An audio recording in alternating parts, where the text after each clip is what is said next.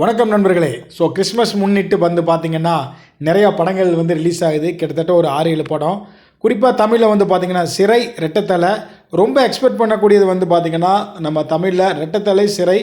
இந்த படத்தை பொறுத்த வரைக்கும் ரெண்டுமே ஒரு டிஃப்ரெண்ட்டான ஒரு மூவின்னு தான் வந்து சொல்கிறாங்க. ஸோ அதனால் இந்த 2 படத்துக்கும் வந்து ஒரு நல்ல எதிர்பார்ப்பு மக்களிடையே இருக்குது அப்படிங்கிறதுல எந்த வித சந்தேகமும் இல்லை. அப்படியே அடுத்தது தெலுங்கு வந்து பார்த்தோம் அப்படின்னா அங்கே மார்க்கும் 45 ரிலீஸ் ஆகுது. மலையாளத்தில் வந்து பார்த்திங்கன்னா சர்வமாயா, அதே போல் ஹிந்தியில் வந்து பார்த்திங்கன்னா தூ மேரி மெயின் தேரா அப்படின்னு சொல்லிட்டு ஒரு படம் வந்து ரிலீஸ் ஆகுது. ஸோ மலையாளத்தை பொறுத்த வரைக்கும் வந்து பார்த்திங்கன்னா இந்த சர்வமாயா படம் வந்து பார்த்திங்கன்னா ஒரு டிஃப்ரெண்ட்டான ஒரு ஃபீல் குட் மூவி அப்படின்னு சொல்கிறாங்க. ஸோ அதுவும் எப்படின்னு பார்ப்போம். அதே போல் நான் முன்னாடி உங்களுக்கு சொன்ன மாதிரி மார்க் அண்ட் 45 கன்னடாவில் வந்து பார்த்திங்க அப்படின்னா ரிலீஸ் பண்ணுறாங்க. ஸோ தமிழ்லேயும் வந்து பார்த்திங்கன்னா ரிலீஸ் பண்ணுறாங்க இந்த படத்தை. அப்புறம் வந்து பார்த்திங்கன்னா இந்த கிறிஸ்மஸை பொறுத்த வரைக்கும் பெரிய படங்கள் அப்படின்னா ஒரு 3-4 படம் தான் வந்து சொல்லலாம்.